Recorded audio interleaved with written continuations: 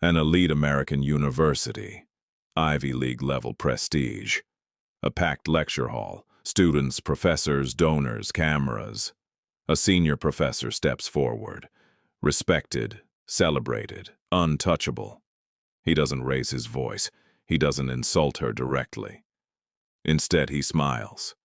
A black female student stands alone in front of the room, calm, still, silent. The professor begins asking questions, not to teach, but to corner her. He questions her research, her citations, her right to be there. Words like academic integrity and standards fill the room, but everyone hears what he doesn't say. Whispers ripple through the seats, phones tilt upward. Someone starts recording. The questions keep coming, designed to confuse, designed to break. He pauses, waiting for her to stumble. She doesn't. She stands there, too calm. No excuses, no panic, no defense. That's when the room grows uneasy. Because people who are guilty panic. People who are weak beg. But she does neither. The professor mistakes her silence for fear, so he presses harder. And that's the moment he makes the mistake of his career. She wasn't loud. She never needed to be. Her name was rarely mentioned in conversations about top students. Not because she didn't belong there, but because she never demanded to be seen. A black female student, top of her class, perfect academic record. She didn't come from legacy money. No famous last name hung on a building. No parents donating libraries or scholarships. She was either first generation or a full scholarship admit. Either way, she arrived with something most people there never had to learn.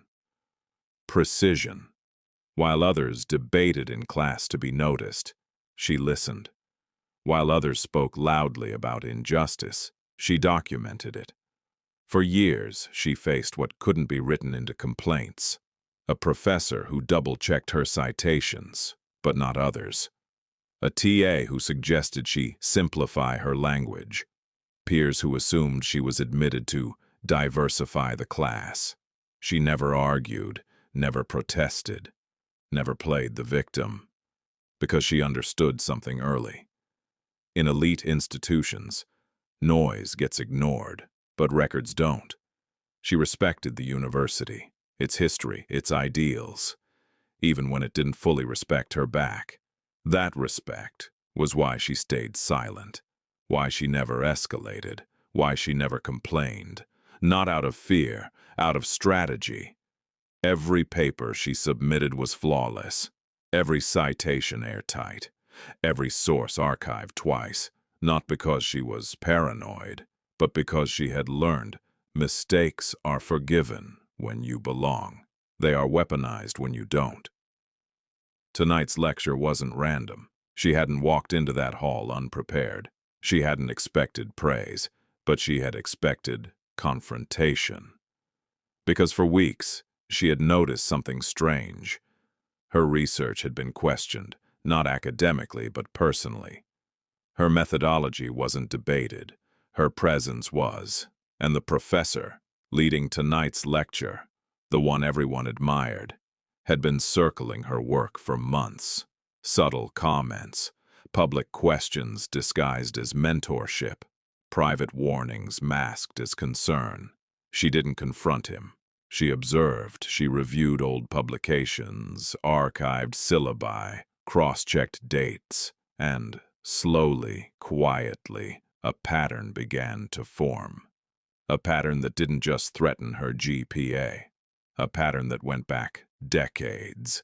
So when she entered the lecture hall that night, she wasn't nervous. She was calm. Because fear makes people reactive. And she had learned to be exact. As the room filled, students laughing, donors chatting, professors greeting each other, she took her seat with the same composure she always carried. No dramatics, no visible tension, just focus. Because she didn't survive this far by being loud. She survived by being precise. The professor didn't raise his voice. He didn't need to. His authority filled the room long before his words did. He smiled, the kind of smile that pretended to be patient, the kind that framed cruelty as education. "Let's use this moment as a learning opportunity," he said, his eyes settling on her. Not on the slide, not on the data, on her. She felt the shift immediately. The room leaned forward. Phones angled subtly. Students glanced at each other, sensing something was wrong, but not stopping it.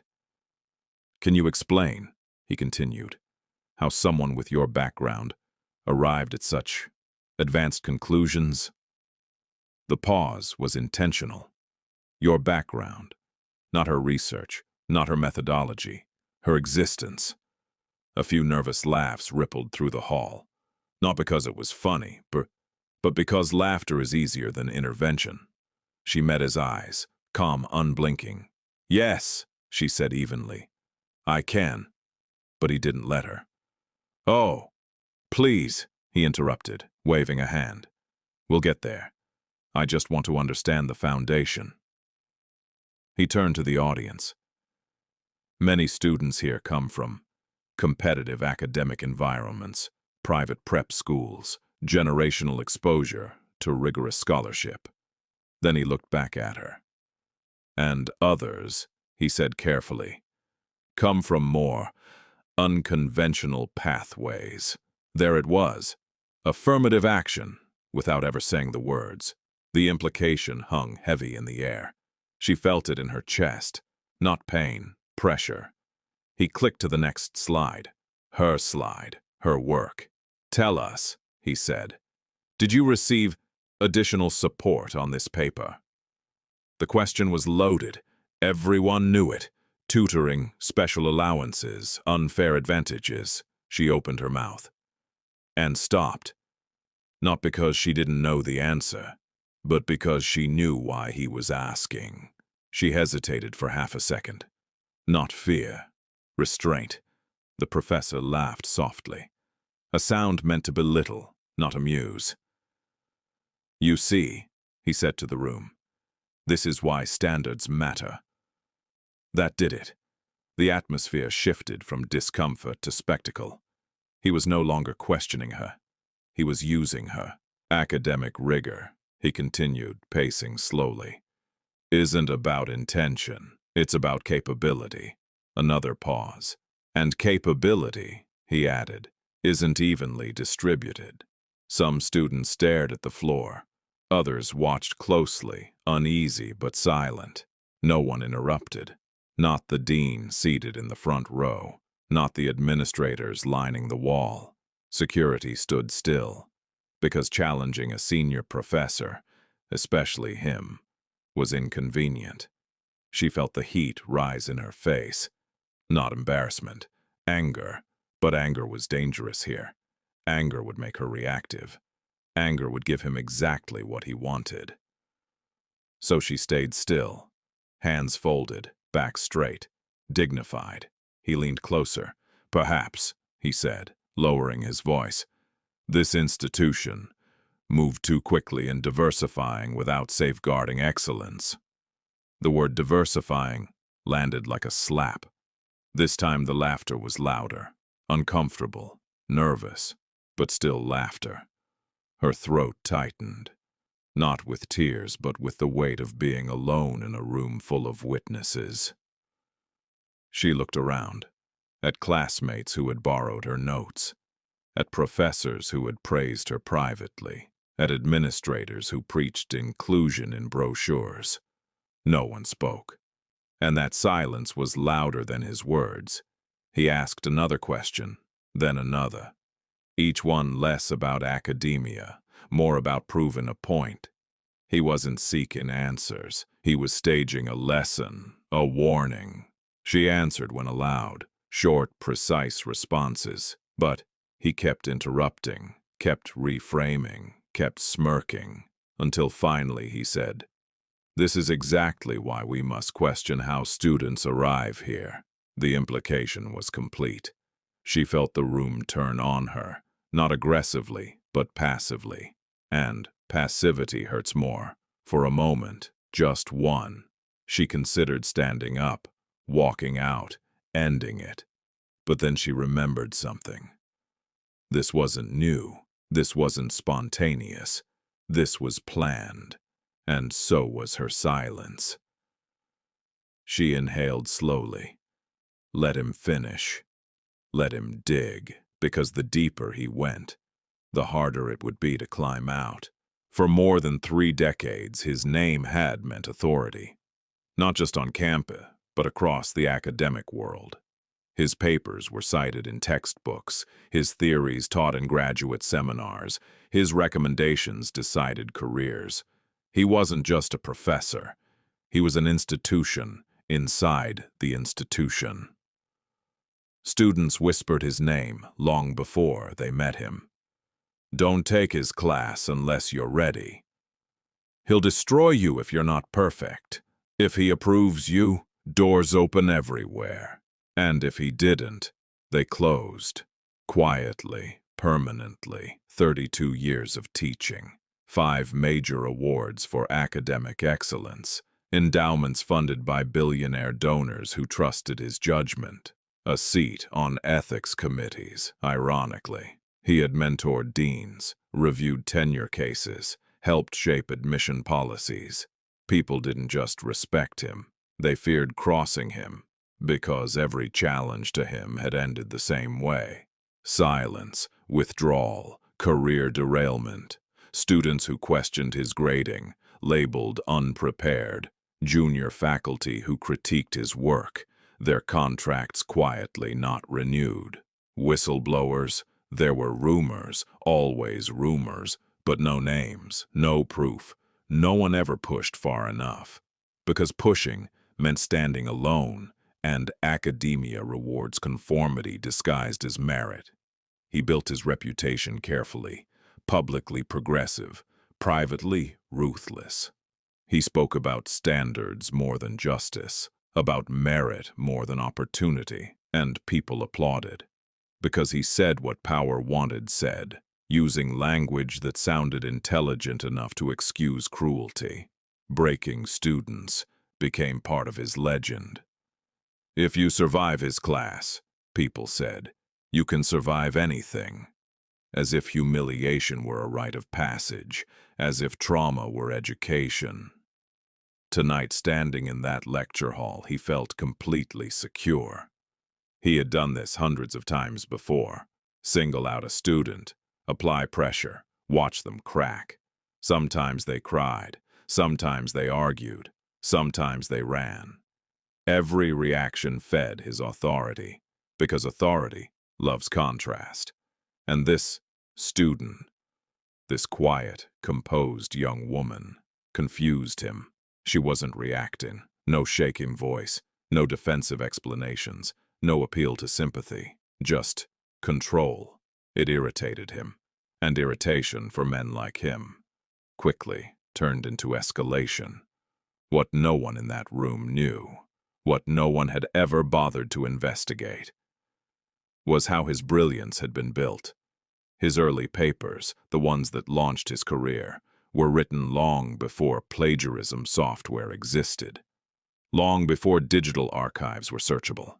They came from obscure journals, foreign language dissertations, unpublished conference proceedings, sources few people checked, because no one questioned him.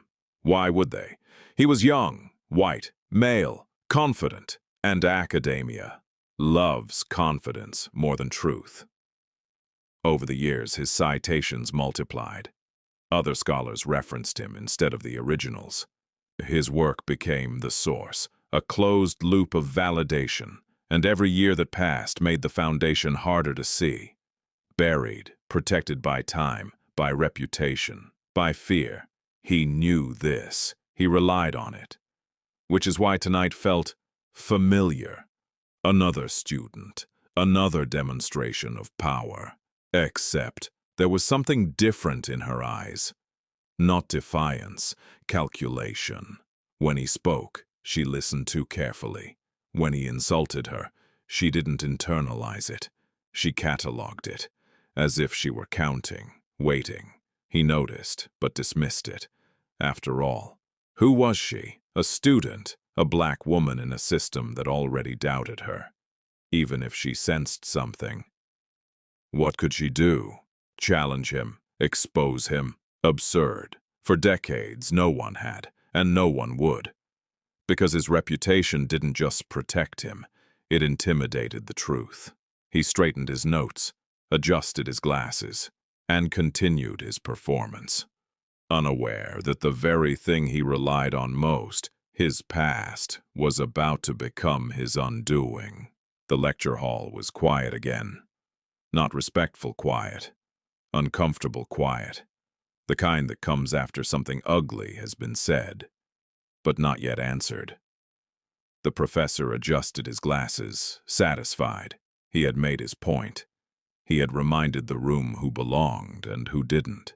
Now, he said, voice smooth, practiced, perhaps you'd like to explain why your work mirrors arguments far beyond your apparent level of understanding. A few students shifted in their seats. Someone coughed. The black student looked down at her notes. For a moment, people thought she was finally breaking. Then, she lifted her head, slowly, calmly, not with defiance, with precision. "Professor," she said evenly, "may I ask a clarifying question before I respond?" He smiled. This was familiar territory. A delay tactic. Permission to unravel. "Of course," he replied indulgently. "Go ahead." She nodded once, then said something no one expected. "In your 1999 paper on comparative cognitive modeling," she began, "published in the Midwestern Review of Educational Theory." The room stilled. Not many people cited that journal. Fewer remembered that paper. It was old. Early career. "You reference dataset C as independently collected," she continued, eyes steady.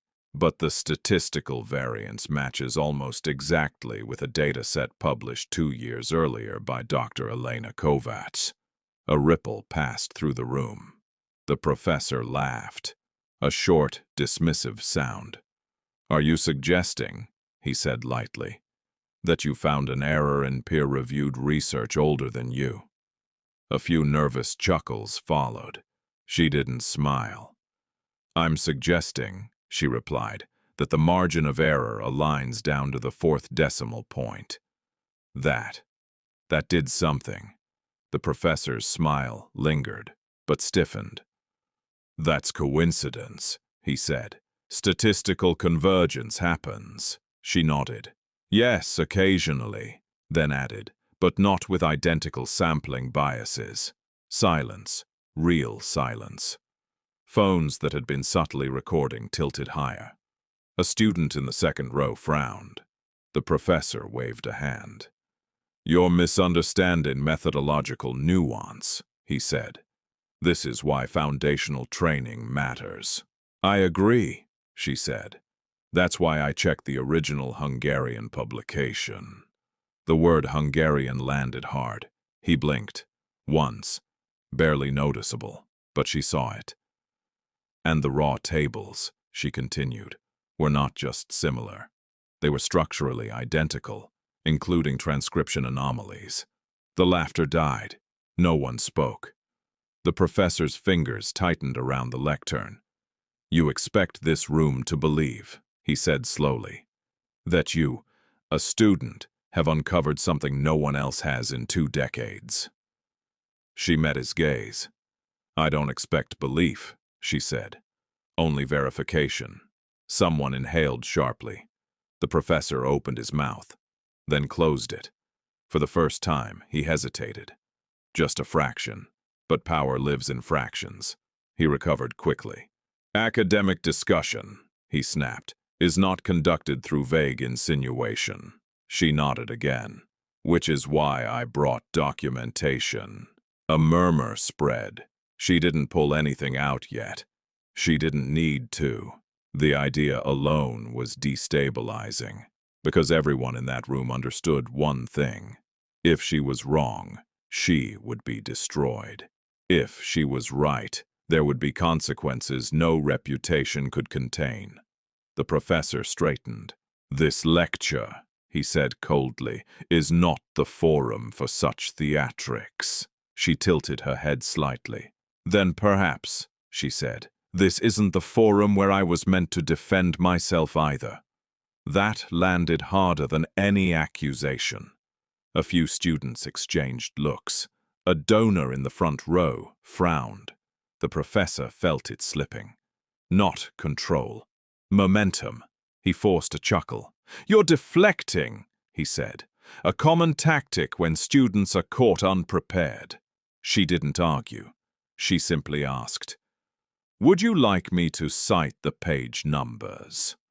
The room went still. Dead still.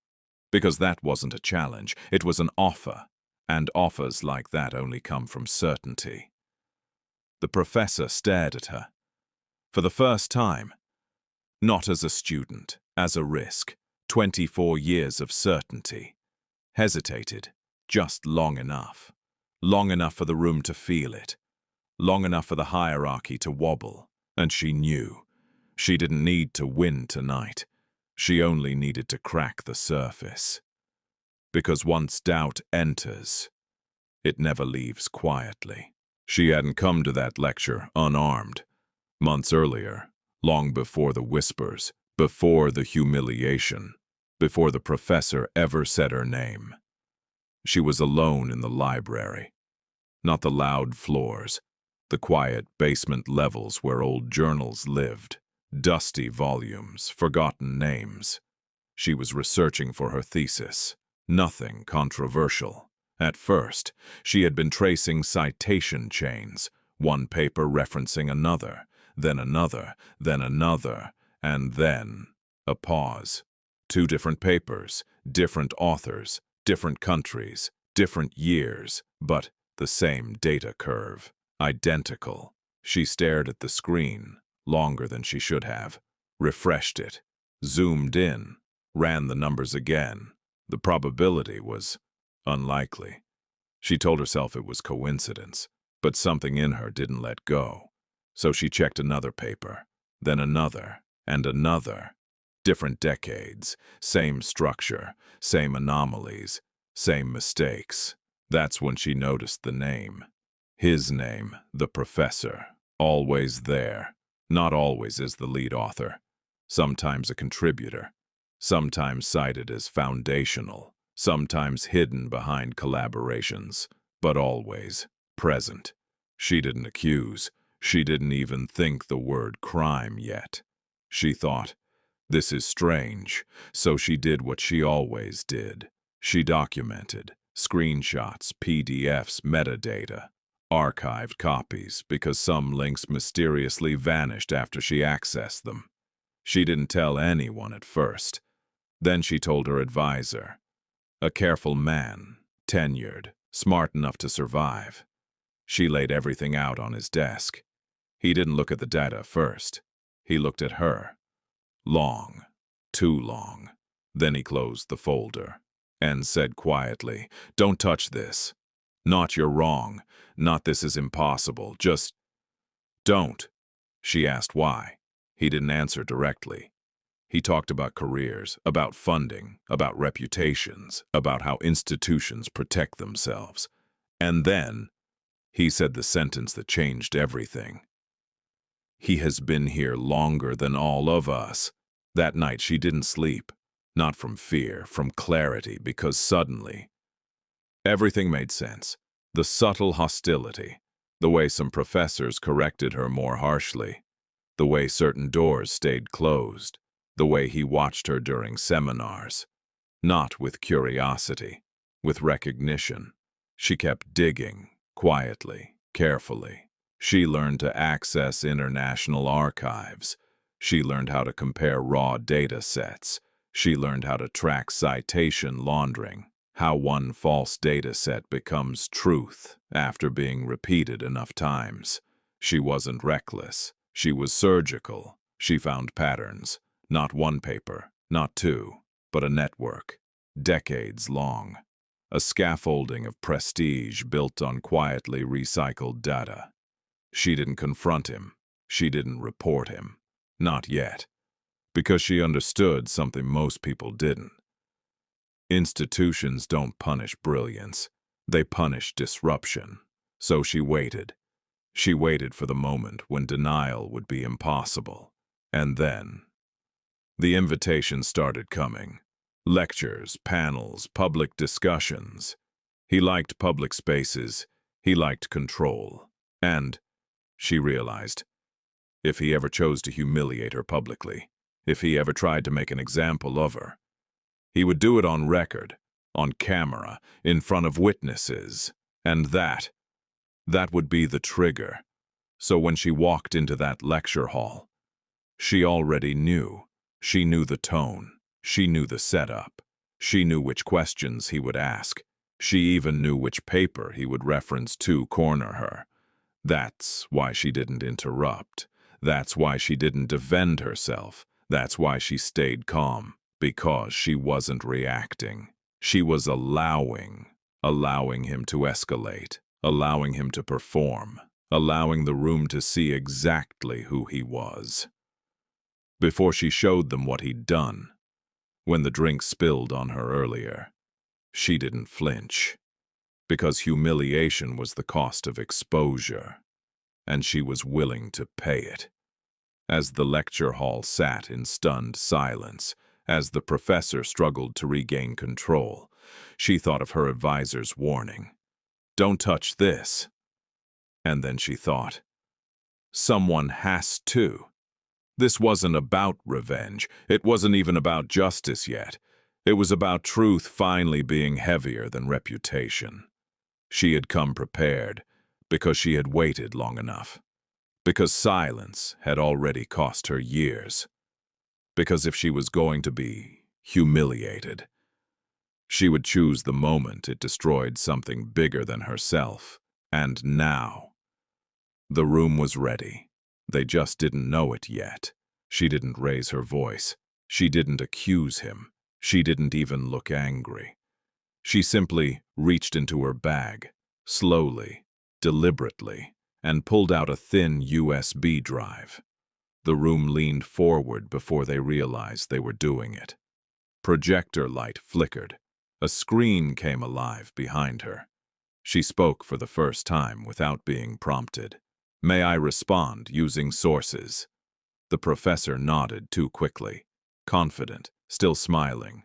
Of course, he said. This is a university. That sentence would age badly. The first slide appeared, a journal article from 1999. His name at the top. Applause had once followed this paper. It had built his career. She didn't comment yet. She clicked. Next slide. Another paper. Different author. Different university. Published 3 years earlier. Same data set.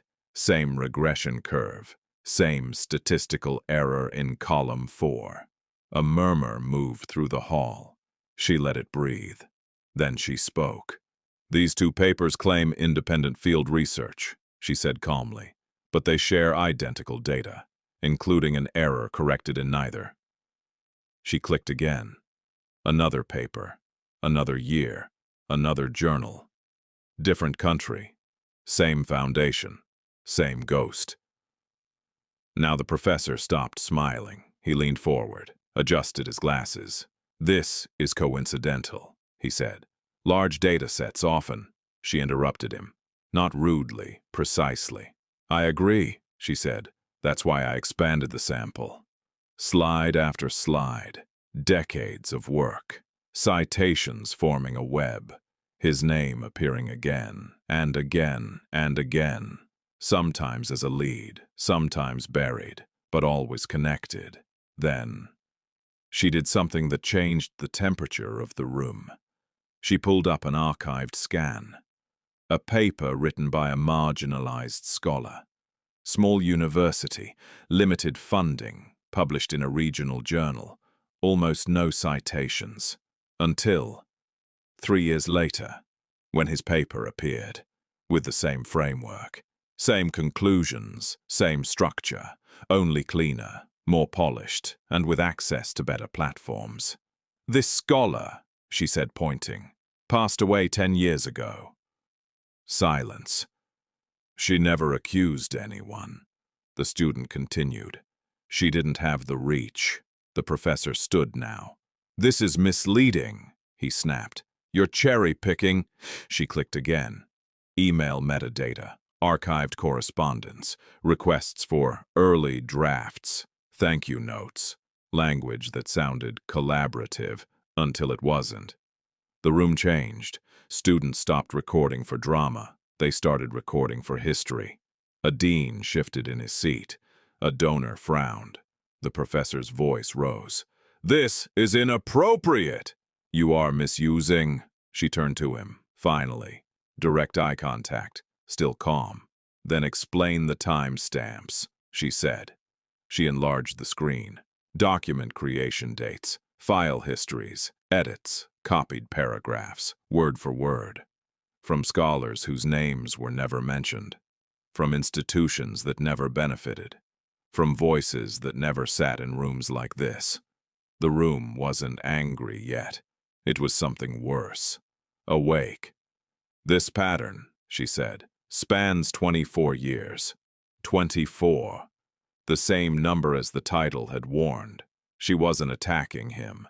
She was mapping him. And maps don't care how powerful you are. The professor opened his mouth. Nothing came out. A provost whispered to another. A legal counsel stood. Someone in the back said quietly, "Oh my God." She ended with one final slide. A simple sentence. From an academic ethics code. Highlighted, underlined, dated. Plagiarism includes the appropriation of ideas, processes, results, or words without giving appropriate credit. She looked at the audience. Not for sympathy, for clarity. I didn't bring this to embarrass anyone, she said. I brought it because knowledge doesn't belong to status. Then she looked at him again. And because documents don't forget.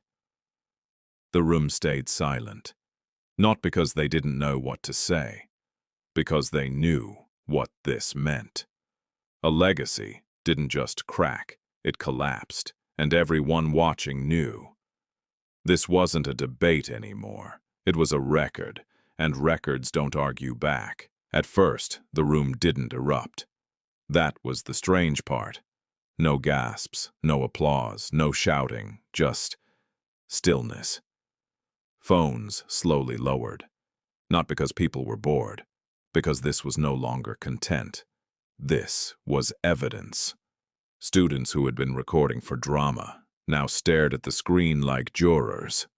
One girl in the front row stopped mid-video and whispered, "This is real." A professor, 2 seats down, crossed his arms. Not defensively, protectively. Like someone realizing a fire was closer than expected. Across the aisle, a donor leaned toward another and muttered, "Why wasn't this caught?" That question moved faster than any accusation. The administration felt it before they understood it. The dean cleared his throat, once, twice, then stood. This lecture is getting off track," he said carefully. "We should continue this discussion privately." The word privately landed wrong. Too late, too transparent. A student in the back said, "Too loud, too honest." "Why privately?" The dean froze. The professor stepped forward, seizing the moment like a lifeline. "This is exactly the problem," he said sharply. "Untrained accusations, made publicly, without peer review." His voice tried to recover its old weight. It didn't, because something had changed. He was no longer standing above the room. He was standing alone in it. The student, still at the podium, didn't move, didn't smile, didn't interrupt. She waited. That silence hurt him more than any rebuttal. A senior faculty member finally spoke, not loudly, not angrily, just carefully. She cited archived journals, he said, and metadata. Another added, and multiple independent overlaps. A third, quieter still. This needs to be addressed. The professor turned toward them, incredulous. You're taking her side, he snapped. She's a student. The word student sounded different now, smaller. Someone near the aisle shook their head. No, they said. We're taking the data seriously. That was the moment, the exact second when power left him. Not dramatically, not publicly, but permanently. The room no longer needed his permission to think. Security hovered near the doors, uncertain. They had been trained to remove disruption. But this wasn't chaos. This was clarity. A legal counsel whispered urgently to the dean. The dean nodded. Sweat gathered at his collar. We are suspending this session, the dean announced. Effective immediately. Groans rose, not in protest, in disbelief. Students wanted this finished, here, now. The professor tried one last time. You don't understand what you're doing, he said to her, voice tight. You'll regret this. She looked at him, not with fear, not with triumph, with something far worse. Pity. No, she said quietly. I regret staying silent as long as I did. That sentence traveled. It hit every student who had swallowed something unfair, every junior researcher who had been warned not to rock the boat, every professor who had looked away once and told themselves it wasn't their place. The room didn't clap. Clapping would have cheapened it. Instead, people stood. Not for her, for the truth finally being unavoidable. The professor backed away from the podium. No one followed, no one defended, no one even argued. Because once authority loses belief, it's just a voice in a room, and this room had stopped listening. The administration escorted him out, not aggressively, formally, coldly, as cameras, now purposeful, followed. The student gathered her notes, carefully, like this was always how the night was meant to end. As she stepped away, a freshman caught her eye, wide-eyed, awestruck. Thank you, she whispered. The student nodded once. That was enough. Behind her, the lecture hall buzzed, not with gossip, but with something rarer. Reckoning. And somewhere in that building, every untouchable man felt it. The room can turn, and when it does, there's nowhere left to stand. The investigation didn't begin loudly. There were no press conferences, no statements of accountability, no urgency, just emails, internal review, preliminary committee, standard procedure, language designed to slow truth down. But truth, once seen, doesn't wait politely. Within 48 hours, archived servers were accessed. Journals from the late 1990s, early digital submissions, hand-scanned PDFs with forgotten footnotes, and a pattern began to form. Not a mistake, not a coincidence, a method. The student sat in a windowless room with 3 investigators. She didn't smile, didn't gloat. She just answered questions with precision. Page numbers, dates, cross-citations. She had mapped it years before anyone asked.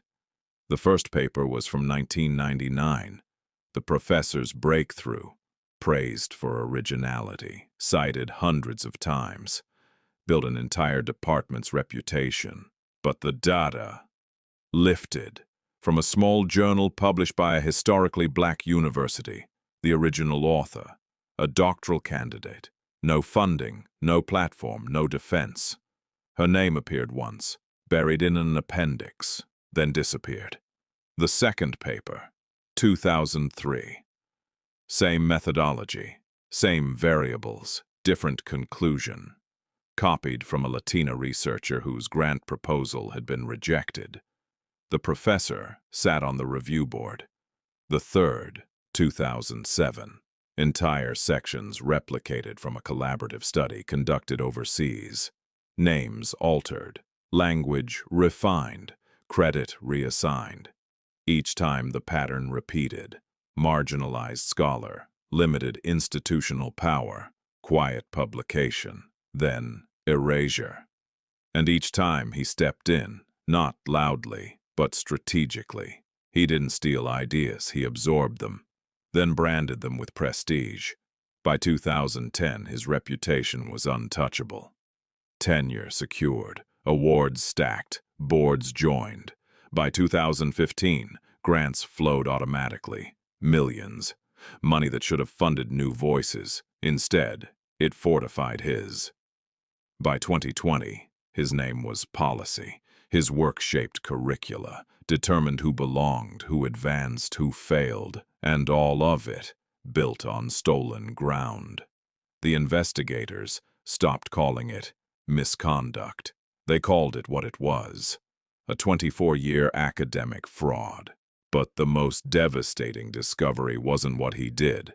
It was what the university knew. Internal emails surfaced, concerns raised years ago. A junior professor flagged similarities. A reviewer questioned sourcing. An anonymous complaint submitted, then closed. Each time the response was the same: he's too important. We can't risk the backlash. Let's not damage the institution. So they didn't. They sacrificed people instead. Careers stalled, research defunded, students discouraged, entire intellectual lineages erased. The student learned the truth in pieces, one document at a time, not with shock, but with grief. Because she recognized the names, she'd cited them. They were the reason she believed knowledge could be honest. One investigator finally asked her, "How did you find this?" She paused, then answered simply, "I noticed he never cited people who looked like me." Silence, not denial, recognition. The scope expanded, more papers re-examined, more names recovered. A pattern of advancement built on exclusion, a system that rewarded confidence over credit. The university prepared a statement, carefully worded, regret without responsibility. But the documents leaked. Students shared timelines. Journalists followed citations backward. What began as a classroom humiliation became a national reckoning. Not just one professor, but how many like him. How many careers were quietly built on borrowed brilliance? How many voices were silenced because silence was convenient? The student watched it unfold, not from a podium, but from a distance. She didn't need to lead the collapse.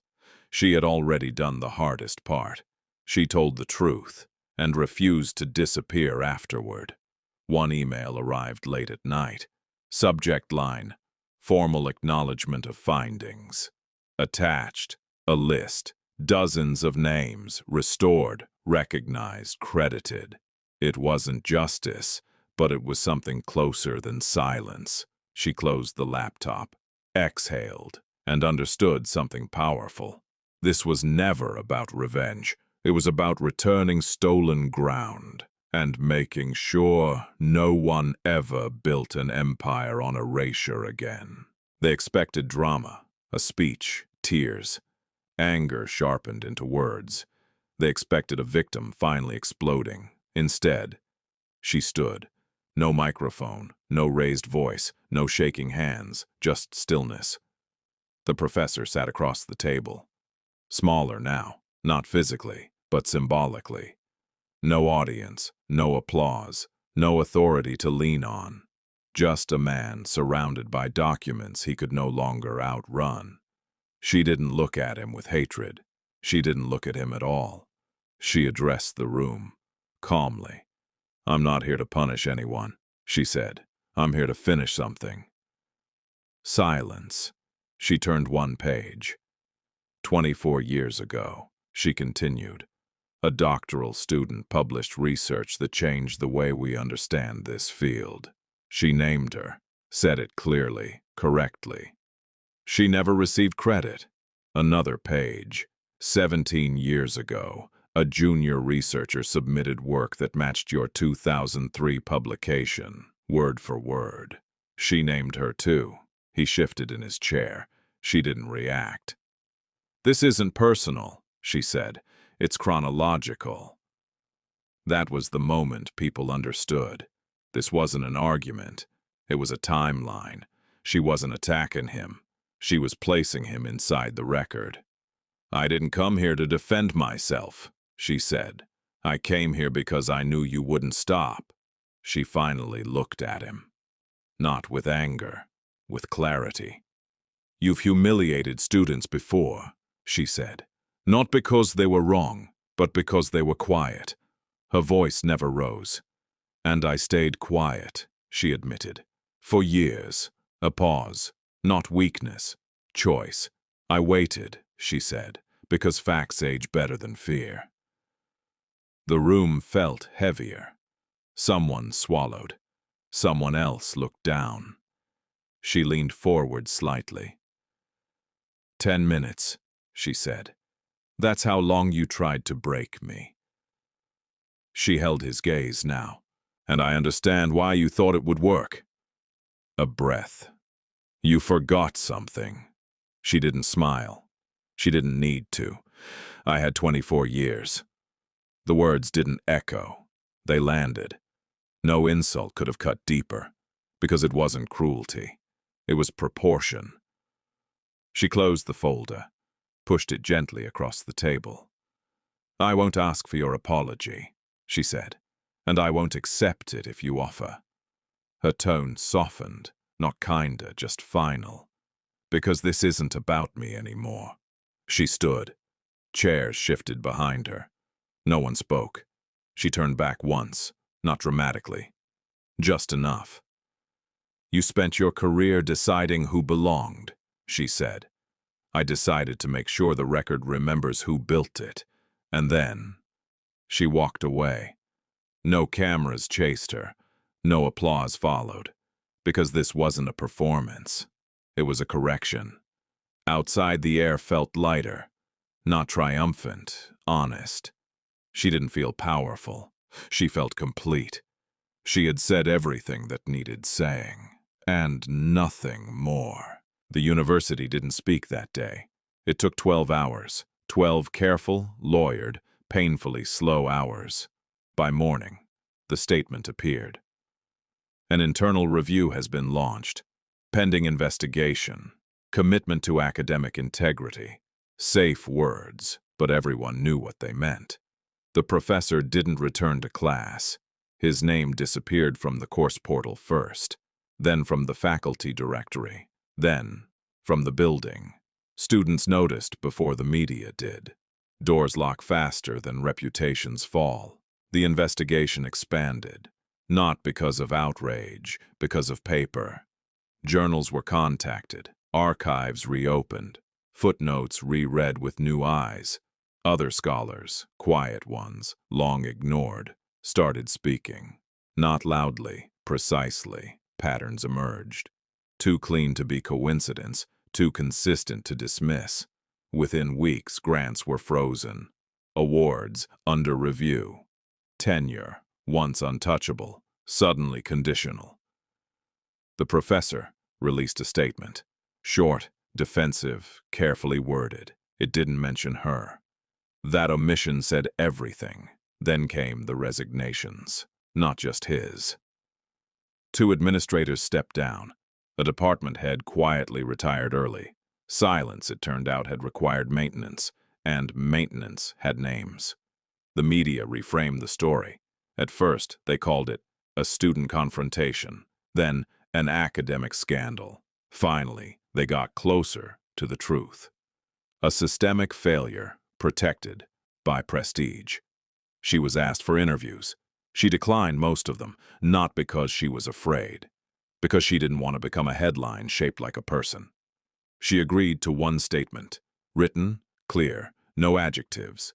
"I didn't expose this to be exceptional. I exposed it because it was accurate." That line traveled farther than any speech could have. Students began citing it, quietly, in papers, in emails, in meetings where silence used to sit. Faculty syllabi changed, not dramatically, but acknowledgments appeared. Names that had been missing for decades were restored. Footnotes grew longer, more careful, more honest, and somewhere between all of that, she went back to class. Same backpack, same seat, same discipline. Nothing about her looked triumphant, but everything about her felt settled.